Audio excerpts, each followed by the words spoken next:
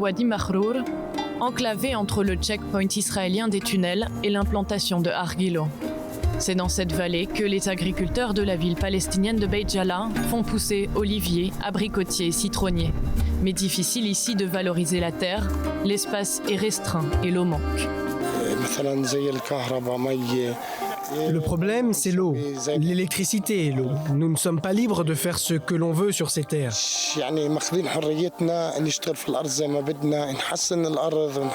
Nous n'avons aucune liberté pour travailler sur ces terres, pour en faire ce que l'on veut, et c'est difficile pour nous d'améliorer nos récoltes et de gagner de l'argent pour réinvestir et accroître nos cultures.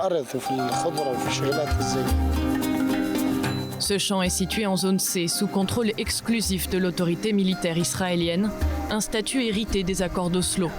Une question de sécurité pour Israël, il n'est pas autorisé de recourir à des engins de chantier pour travailler dans les champs et les permis de construire sont rarement accordés. Ainsi, les raccordements en eau et électricité ne peuvent se faire et à cela s'ajoutent des contraintes économiques. Alice Gray, agricultrice britannique, est venue présenter des solutions, partageant son expérience de la permaculture et de l'agriculture biologique, s'inspirant de techniques traditionnelles. Une bêche, de la paille, du carton ou encore de l'engrais.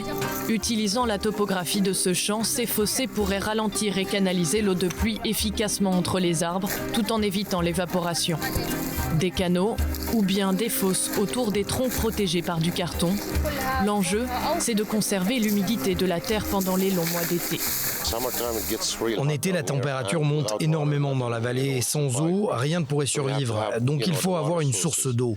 Avec ce genre de pratique, nous pourrions être en capacité de préserver une terre humide, ce qui protégerait les arbres et les plantations. Donc je vais essayer d'utiliser cette méthode pour tenter d'améliorer mon agriculture et ma terre. Ces méthodes, Alice Gray les a expérimentées dans sa propre ferme en Grande-Bretagne. Les fondements de l'agroécologie sont en réalité la qualité du sol, la biodiversité et la gestion de l'eau, qui sont des problématiques qu'affrontent la plupart des fermiers. Nous avons beaucoup en commun entre fermiers travaillant sous différents climats.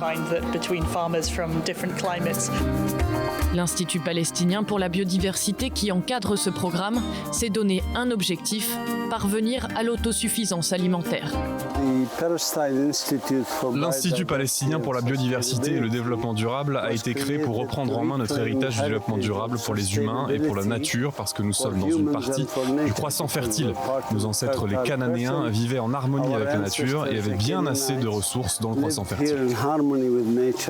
Ici, on expérimente aussi des techniques pour une agriculture moins hydrophage et sur un espace restreint. Ce système fonctionne tel qu'il y a des poissons là qui produisent de l'azote dans l'eau. L'eau arrive ici et il n'y a pas de terre. Ici, il n'y a que de la pierre, c'est de la pouzzolane, de la pierre volcanique. Les racines s'y enfoncent et puisent les nutriments nécessaires des poissons et c'est pour ça qu'elles poussent ici si bien.